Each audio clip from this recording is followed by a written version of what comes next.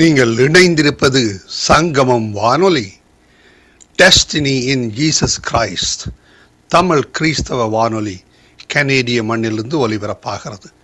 Mark 16:15, மத்தேயு 24:14 வசனத்தின்படி இயேசு சீசர்களை நோக்கி, நீங்கள் உலகெங்கும் போய் சர்வ சிருஷ்டிக்கும் சுவிசேஷத்தை பிரசங்கியுங்கள்.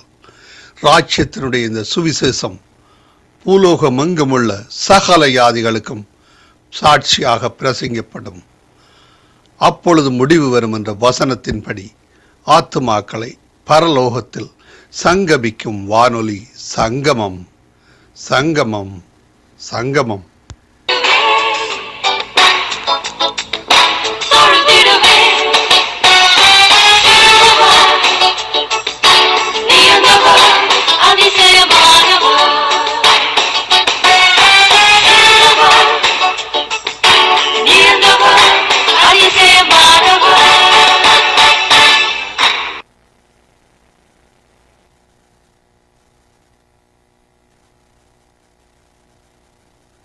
கர்த்தருடைய பரிசுத்த நாமத்திற்கு மகிமை உண்டாவதாக. இந்த அருமையான தருணத்திலே கிறிஸ்து நாமத்தினாலே உங்களை சந்திப்பதில் மிகுந்த மகிழ்ச்சி அடைகினால் ஒரு காரியத்தை குறித்து தியானிக்க போகிறோம்.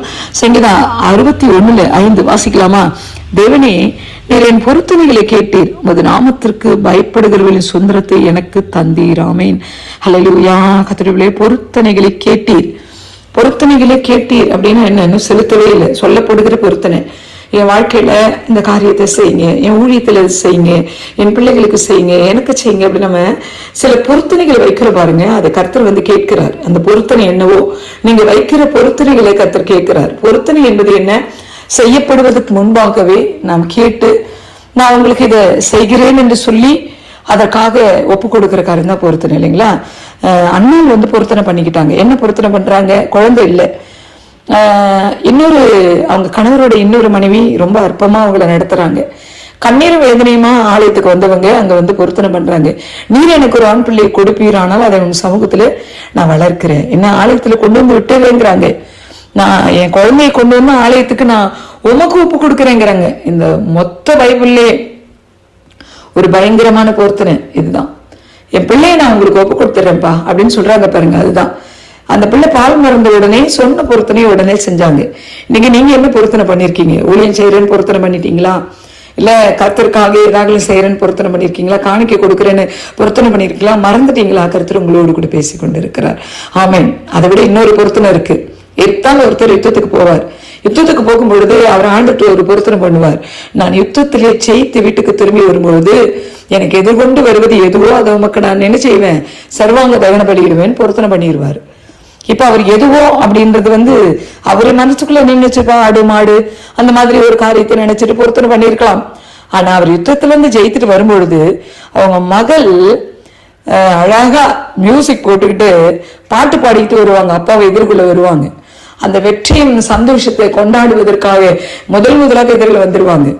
இப்ப அவன் சட்டையெல்லாம் கரிச்சுட்டு கத்துறான், ஐயோ நான் பண்ண பொருத்தனை எப்படி ஆச்சுதே, என்ன செய்வேன்? அந்த மகள் சொல்லுவாங்க பாருங்க, அப்பா நீங்க கர்த்தர்கிட்ட பொருத்தனையை நீங்க நிறைவேற்றத்தான் வேணும், நீங்க அதை பத்தி ஒன்னும் கவலைப்பட வேண்டாம், நீங்க நிறைவேற்றுங்க அப்படின்னு சொன்னாங்க. வேதத்துல எப்தா தன் மகளை பலியிட்டதாக வேதத்துல வாசிக்கிறோம். அதுக்கு உள்ளான அர்த்தம் என்னன்னா, அவள் திருமணம் செய்யாமல் அப்படியே விட்டு விட்டார்கள் என்று ஆவிக்குரிய அர்த்தம் சொல்லப்படுகிறது. அப்ப அவள் கண்ணிமைக்காக என்ன செய்வான்னா, தன் தோழிகளோடு போய் துக்கம் கொண்டாடினால், மலைக்கு போய் துக்கம் கொண்டாடினால் வேத்துல எழுதப்பட்டிருக்கு. அப்படின்னா என்ன? அதுக்கப்புறம் அவளுக்கு திருமணம் இல்லை. அதுக்காக அவ துக்கம் கொண்டாடிட்டு அந்த வஸ்திரம் தரித்து, அந்த கல்யாண வஸ்திரம் போல இருக்கிற அவருடைய நார்மல் வஸ்திரத்தை எடுத்து போட்டுட்டு அந்த கன்னியாஸ்திரிய வஸ்திரத்தை தரித்து கொண்டதாக அந்த ஆவிக்குரிய ரகசியமான காரியங்கள் பேசப்படுகிறது. அப்ப இன்னைக்கு கர்த்தருடைய பிள்ளைகளை பொருத்தனை, இன்னைக்கு பொருத்தனை பண்ணவங்க தான் அது குறித்து யோசிக்கணும், இல்லையா? நீர் என் பொருத்தனைகளை கேட்டீர், உமது நாமத்திற்கு பயப்படுவர்களின் சுதந்திரத்தை எனக்கு தந்தீர். பொருத்தனையை கேட்டவர் அதை செஞ்சிருவார். அவர் நாமத்துக்கு யாரெல்லாம் பயந்துருக்கிறோமோ அந்த சுதந்திரம் எல்லாம் நமக்கு உண்டாகும். என்னெல்லாம் நமக்கு விடுதலை வேண்டுமோ, சுதந்திரம்னா என்னங்க? விடுதலை இல்ல, அந்த விடுதலையை கர்த்தர் உங்களுக்கு எனக்கு தருவதற்கு போதுமானவரா இருக்கிறதுனால இந்த நாள்ல நீங்க எதுக்காக எந்த சூழ்நிலையில பொருத்தனை பண்ணியிருந்தாலும் பரவாயில்ல, அதை செலுத்துங்க, தாமதிக்காதீங்க. ஒருவேளை தண்ணீரில் இறங்கி நான் ஆலயத்துக்கு வந்த நாட்கள் எல்லாம் என் வேலையின் காரியத்துல தசமாக செலுத்துவேன்னு பொருத்தனை பண்ணிட்டு நீங்க ஞானசனம் பெற்றிருந்தா அதை நீங்க மறக்கவே கூடாது. ஆண்டவர் சமூகத்துல சொல்லுங்க, அப்பா நான் ஒருவேளை மறந்து திரிஞ்சிருக்கிறேன், என்னை மன்னிச்சிருங்க, என்னை ஏற்றுக்கொள்ளுங்க. அப்படி இந்த நாள்ல ஒப்புருவாங்க. கர்த்தர் உங்களை ஆசீர்வதிப்பார். ஜெபிக்கலாமா? நல்ல தெய்வமே, நல்ல பிள்ளைங்க பொருத்தனை பண்ணி ஒருவேளை மறந்துருக்கலாம்ப்பா. ஆண்டவரே, ஊழியம் செய்யறேன்னு வந்து ஊழியம் செய்ய முடியாம கூட கவலையோடு கஷ்டத்தோடு பினான்சியல் சஃபரோடு கூட இருக்கலாம்ப்பா. ஆனா கர்த்தர் எல்லாவற்றையும் மாற்ற உங்களால முடியும். இந்த வேலையில பரிசுத்த ஆவியானவர் இருதயங்களை இறங்கி பொறுத்தனை நினைவுபடுத்தி திரும்ப செலுத்த உதவி செய்யுங்க. அதற்காக ஸ்தோத்திரம். அந்த நல்ல விடுதலையை பிள்ளைகள் பெற்றுக்கொள்ளட்டும். இதை கேட்க போகிற பிள்ளைகளை ஆசீர்வதியும். கிறிஸ்து நாமத்தில் பிதாவே, ஆமென். God bless you all.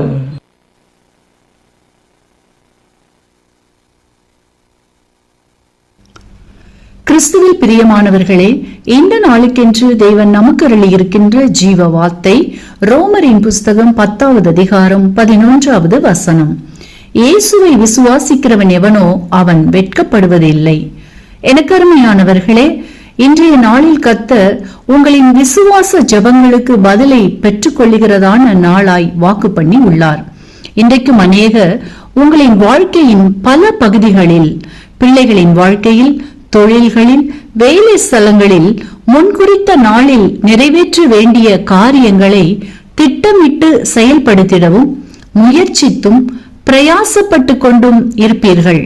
அவைகளில் ஏமாற்றங்களும் நஷ்டங்களும் எதிர்ப்புகளும் வருகிறதாக இருக்கின்றதே என்றும், நாம் எண்ணியபடி முடியவில்லையே என்றும் கலக்கத்துடன் இருக்கின்றவர்களே, கர்த்தர் உங்களுக்காய் சொல்லுகின்றதான வார்த்தை, இன்றைக்கே அனுக்கிரகத்தின் நாள், இன்றைக்கே இரட்சண்யத்தின் நாள். ஆகவே வார்த்தையை விசுவாசியுங்கள், நன்மைகளை காண்பீர்கள். இன்றைக்கும் நாம் வேதத்திலிருந்து கர்த்தர் தம்மை விசுவாசித்தவர்களை வெட்கமடையாமல் செய்து மேன்மைப்படுத்தியதை குறித்து தியானிப்போம். 2 சாமுவேலின் புஸ்தகம் 9வது அதிகாரத்தை நாம் வாசிக்கையில் அங்கே மேவி போஷேத் என்பவரை குறித்து பார்ப்போமானால், மேவி போஷேத் முடமாக்கப்பட்ட கால்களை உடையவர். கால்கள் முடமாக்கப்பட்டதின் நிமித்தம் அரண்மனை வாழ்வை இழந்தவராய் அடிமைகள் குடியிருக்கும் பகுதிக்கு தள்ளப்படுகின்றார். அங்கே மேவி போஷேத்தின் இருதயத்தில் தான் இழந்து போன சகலவற்றை குறித்தும், தன்னிடம் இருந்து பறிக்கப்பட்டவைகளை குறித்தும் தனிமையில் துக்கத்துடன் காணப்பட்ட மேவி போஷேத்தை கர்த்தர் காண்கின்றார். தாவீதை கொண்டு புது வாழ்வையும் உறவையும் தருகின்றார். நித்தமும் தாவீதின் பந்தியில் அப்பம் புசிக்கச் செய்து ஆசீர்வதிக்கின்றார். கர்த்தர் தம்முடைய அனுக்கிரக காலத்தில் மேவி போஷேத்தின் இருதயத்தின் வேண்டுதல்களுக்கு செவி கொடுத்து இரட்சண்ய நாளில் தாவீதை கொண்டு உதவி செய்தார் என்பதை வாசித்து அறிகின்றோம். உங்களின் வாழ்க்கையிலும் கூட நீங்கள் நினைத்திருக்கின்ற காரியங்களுக்கு எதிர்மறையான நிகழ்வுகளையும் தடைகளையும் தோல்விகளையுமே காண்கிறோமே என்று கலங்குகிறவர்களே, உங்களின் இழந்து போன நன்மைகளை, ஆசீர்வாதங்களை, சமாதானத்தை, சுகத்தை இன்றைக்கு திரும்ப பெற்றுக் கொள்ளுகிறதான நாளாய் இன்றைய நாளை தேவன் வைத்திருக்கின்றார். உங்களுக்கான கர்த்தரின் வார்த்தை இதோ, இப்பொழுதே அனுக்கிரக காலம், இப்பொழுதே இரட்சண்ய நாள் என்று. ஆகவே வார்த்தையை விசுவாசியுங்கள், நன்மைகளை சுதந்திரித்துக் கொள்ளுவீர்கள். இன்றைக்கும் இந்த வார்த்தைகளை கேட்டுக்கொண்டு இருக்கின்ற உங்களில் யாரேனும் இதுவரையில் இயேசு கிறிஸ்துவை அறியாமலும் ஏற்றுக்கொள்ளாமலும் விசுவாசியாமலும் இருப்பீர்களானால், இன்றைக்கு உங்களை முழுமையாக இயேசுவிடம் ஒப்புக்கொடுங்கள். உங்கள் வாழ்க்கையிலும் இன்றைக்கே இயேசு அனுக்கிரகம் செய்து தம் இரட்சண்யத்தினால் காத்திடுவார். இயேசு சீக்கிரமாய் வரப்போகிறார். ஆமென்.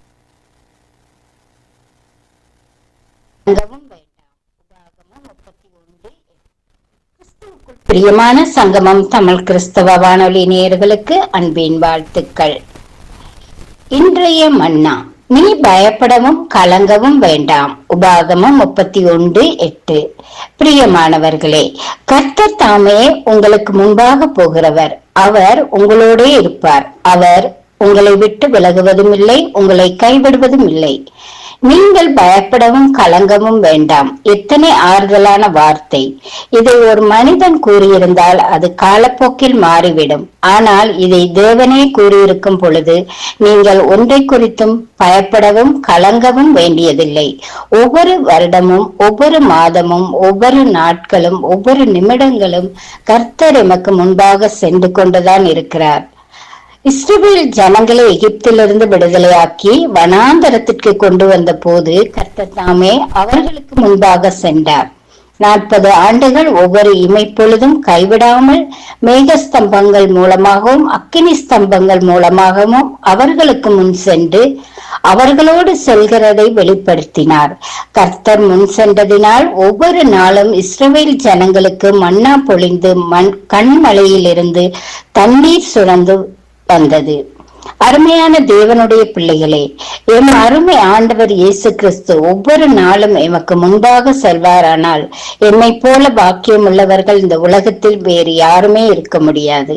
அவர் முன் செல்லும் போது தேவதூதர்கள், கேருபீன்கள், சேராபீன்கள் எல்லோரும் எமக்கு முன்பாக செல்லுவார்கள். எனவே நீங்கள் எதற்கும் பயப்படவும் கலங்கவும் வேண்டாம். இதோ உங்கள் தேவன் உங்கள் முன்பாக செல்லுகிறார். அவர் பின்னாக நீங்கள் போகும்போது எவ்வளவு பெரிதான ஆறுதல்! வருத்தப்பட்டு பாரம் சுமக்கிறவர்களே, நீங்க எல்லாரும் என்னிடத்தில் வாருங்கள், நான் உங்களுக்கு இளைப்பாறுதல் தருவேன் என்று சொல்லுகிறார்.